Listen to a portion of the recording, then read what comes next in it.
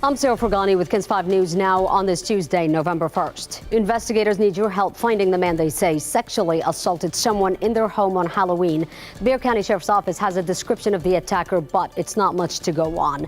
It happened in the Lucky Ranch subdivision on Davalos Lane around 10:30 Monday morning, west of Bexar County of Highway 90.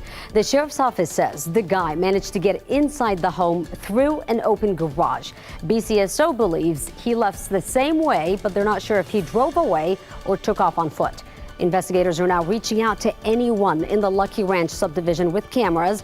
They were hoping to find surveillance video between 9 and 11 a.m. Monday.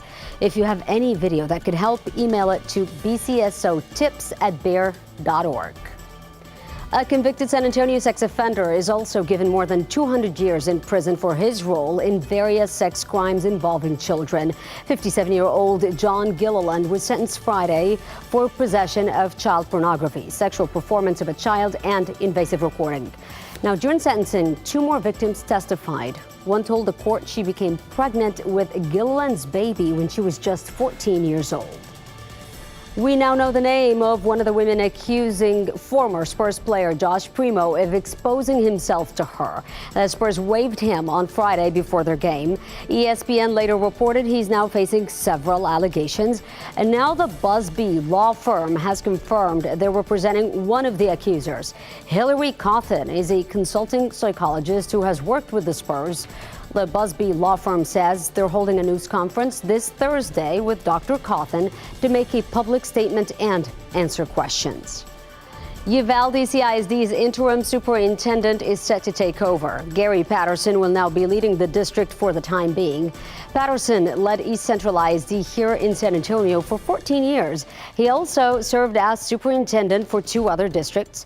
Dr. Hal Harrell's retirement was unanimously approved in that same board meeting after 31 years with the district. Harrell has been scrutinized as the district undergoes investigations and security changes following the Robb Elementary shooting. Marches are being held around the state to honor the victims of the Uvalde shooting and another Texas mass shooting. Marcha de los Niños, or March of the Children, is now being organized by Texas legislators, local Latino elected officials, and community leaders. There will be a procession followed by a vigil. They're also demanding the minimum age to buy an assault weapon be raised to 21. San Antonio's march starts at 5:30 at Confluence Park. A San Antonio mom is found guilty of murdering her 4-year-old daughter.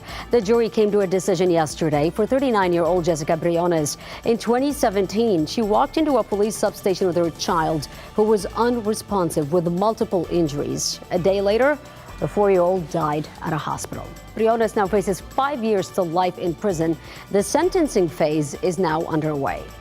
Starting this morning, you can sign up for health insurance under the Affordable Care Act. Premiums have been going down for the past 4 years, but Obamacare insurance policies will cost you more next year. For example, the Benchmark Silver Plan, the average monthly premium will go up 4%. For most states, the enrollment lasts through January. The Alamo Dome also set to undergo a major renovation. So here's a first look at the renderings inside the Alamo Dome.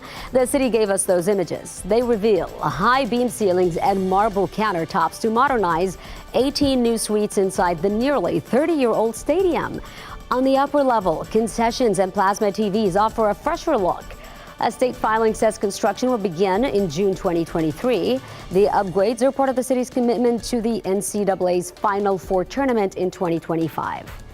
Trending online, we now know the name of the new XFL team in San Antonio. The San Antonio Brahmas will call the Alamo City home in the league co-owned by Dwayne "The Rock" Johnson. Former Pittsburgh Steelers wide receiver Hines Ward will be coaching, and they'll play at the Alamo Dome. Their season kicks off this February. How much rain will we see for the rest of the day? We want to check in with meteorologist Paul Morales. All right, not a whole lot. I'm still expecting some showers because the upper level system hasn't really swung through. There is a chance for rain. Most of it is going to be light, and then mostly cloudy for the rest of the day. High 74, and then mostly cloudy this evening with temperatures in the 60s.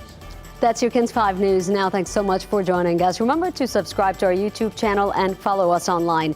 I'm Sarah Frugani. I'll see you tomorrow.